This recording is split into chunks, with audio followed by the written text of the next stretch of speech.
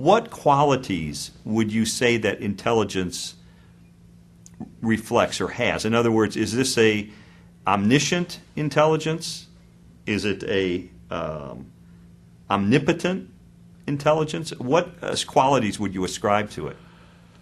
Well, you'd have to subscribe omnipotence if it was going to do anything. And I don't think one's entitled to infer anything else. Above all, one's not entitled to infer that he is, like the God of Islam, very eager to conquer the world. What about eternality, or the eternal nature? Would this? I should have thought so, because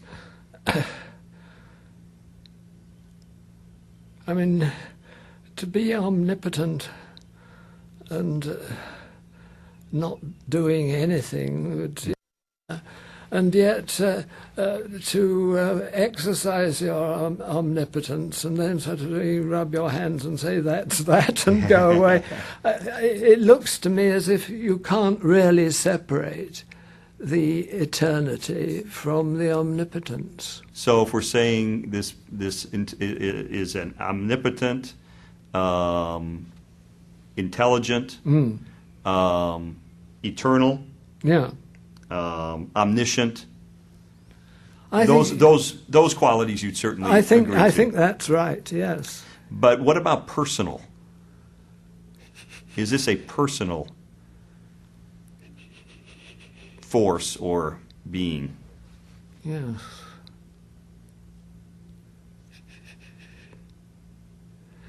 Well, you're suggesting activity.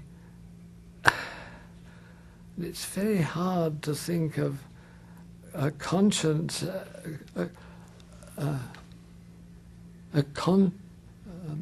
a conscious omnipotence that doesn't do anything. I don't. Mm-hmm. So if this being is doing something, then it must be personal in some sense. I should have thought that, so, but this is completely new to me. I haven't even begun to think about this book that I am certainly not going to attempt to write. We're going to get you to write it. Oh, no, you're not. So we have a powerful, intelligent, eternal, would you call this a being? I think so, yes. A being who may or may not be personal in the sense of conscious, or would he be? I think he's got to be conscious if he's going to be an agent. Okay. You know, we're producing, I hope I'll see the script of this sometime. You're thinking about it as we go. Well, yes. I'm not going to write the book, but I am very interested in what we're talking about now. Yeah. If is this being knowable by us, do you think? Well, we are presumably thinking that we know of his existence.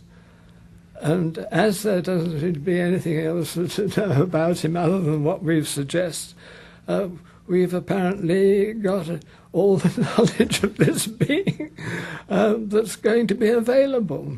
Would your view of this being be a deistic kind of view, that he's not involved in human affairs?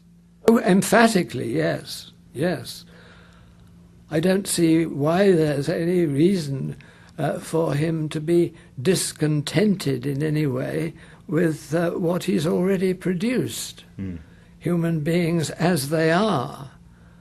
But to be, as it were, thinking, now we can get on with the real business of converting them to some religion, or punishing them for not following. You know, the whole idea of this being thinking, well, the whole point of creating a universe is, in the case of Islam, to have the satisfaction of torturing some of its members forever. But then, as I say, I have no respect for Islam as a system of thought, after all, whereas Christianity had two things a first-rate philosophical intellect in St. Paul, knowing all the relevant languages and all the things about the ancient world and the ancient civilization, and the defining instance of a charismatic figure in Jesus Christ.